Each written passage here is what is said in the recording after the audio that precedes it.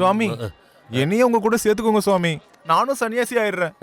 அது இருக்கட்டும், நீ எதுக்காக சன்னியாசி ஆகணும்? தலைவலி பொண்டாட்டி வீட்டுக்கு போனா தொல்லை கொடுக்குறா சுவாமி, கடுப்பாவுது.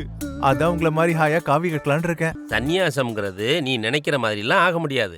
எல்லா கெட்ட பழக்கத்தையும் விட்டுறணும். அப்படி இல்லாம காவி உடுப்பை போட்டுக்கிட்டு கமண்டலத்தை வச்சுக்கிட்டு கஞ்சா குடிச்சிட்டு ஊதாரித்தனமா சுத்துறது இல்லப்பா. பொண்டாட்டி கூட டெய்லிக்கும் டார்ச்சரா போச்சு சாமி. நீ நினைக்கிற மாதிரியே உங்க அப்பா அம்மாவும் நினைச்சிருந்தா நீ பிறந்திருக்கவே மாட்டியாப்பா. எல்லாரும் தனியா இருக்கணும்னு நினைச்சா கடைசியில இந்த உலகமே தனியா தான் இருக்கும். கடவுள் வாழ்க்கையை ரெண்டா படைச்சு பூமியில வேற வேற இடத்துல நிர்மாணிச்சிருவாரு. நேரம் வரும்போது அந்த ரெண்டு உயிரும் ஒன்னா சேர்ந்து இணையிறது தான் கல்யாணம். அதுவும் இந்த காலத்து ஜெனரேஷன் சின்ன சின்ன சண்டைகளுக்கெல்லாம் பயந்துக்கிட்டு கல்யாணமே வேண்டான்னு சொல்றாங்க. தன்னை வனவாசத்துக்கு கூட்டிட்டு போய் அக்னி பரீட்சை வச்சு சோதிச்சாலும் கூட சீதை எப்பவுமே ராமனை நேசிச்சாங்க. அந்த மாதிரி தான் ராமாயணத்துல எவ்வளவு பிரச்சனைகள் வந்தாலும் ராமனுக்கு சீதை மேல கொஞ்சம் கூட அன்பு குறையல. அதுக்கு காரணம் ராமனுக்கு சீதை மேல இருந்த நம்பிக்கை, சீதாவுக்கு ராமன் மேல இருந்த மரியாதை.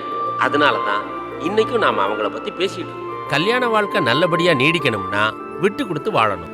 கல்யாணம்னா greatest compromise of the life. அவசரப்படாம அட்ஜஸ்ட் பண்ணி வாழ கத்துக்கிட்டா வாழ்க்கை என்னைக்கும் இனிமைதான்.